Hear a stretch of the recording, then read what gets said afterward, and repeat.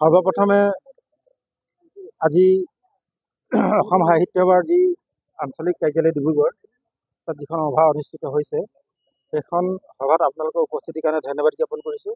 আৰু দ্বিতীয়তে অসম সাহিত্য সভাক মোৰ নিজৰ ফালৰ পৰা ধন্যবাদ জ্ঞাপন কৰিছোঁ এই কাৰণেই যে শিশুসকলৰ যিটো অনুষ্ঠান অসম সাহিত্য সভাৰ যাক কুঁহি বুলি কোৱা হয়, সেই কুঁহি আহ্বায়ক হিচাপে এই সভাজনক দায়িত্ব প্ৰদান কৰিছে।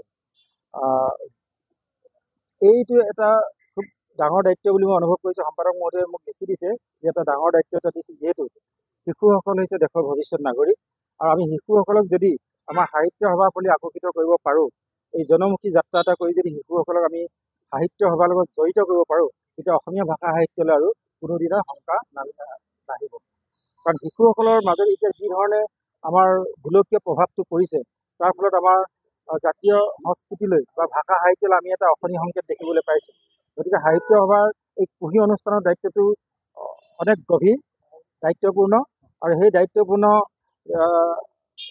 অনুষ্ঠানটো যিহেতু আমাক এজন আহ্বায়ক হিচাপে, একমাত্ৰ আহ্বায়ক হিচাপে আমাক অসম সাহিত্য সভাই নিৰ্বাচন কৰিছে। গতিকে আমি ভাবিছোঁ এই দায়িত্বটো আমি পালন কৰিবলৈ খুবেই চেষ্টা কৰিম। শিশুসকলক অসম সাহিত্যৰ লগত সম্পৃক্ত কৰিবৰ কাৰণে আমি চেষ্টা কৰিম। শিশুসকলৰ জৰিয়তে গোটেই বিশ্ব সাহিত্যৰ লগত অসমীয়া সাহিত্যৰ সম্পৰ্ক গঢ়ি আমি আগুৱাই লৈ যাব চেষ্টা কৰিম। কাৰণ সমিল মিলৰ মাজেৰে বিশ্ব সাহিত্যৰ লগত কম্পিটিশ্যন কৰি নহয়, প্ৰতিদ্বন্দ্বিতা কৰি নহয়, সমিল মিলৰ মাজেৰে আমি বিশ্ব সাহিত্যৰ লগত আগবাঢ়ি যাব লাগিব, শিক্ষাৰ লগত আগবাঢ়ি যাব লাগিব, সংস্কৃতিৰ লগত আগবাঢ়ি যাব লাগিব। আমি শিশুসকলক বুজাব লাগিব যে এৰোপ্লেন যিমানে আকাশৰ ওপৰত নূৰক লাগে, তাৰ কিন্তু যিটো ইন্ধনটো কিন্তু মাটিৰ পৰাই দিয়া হয়।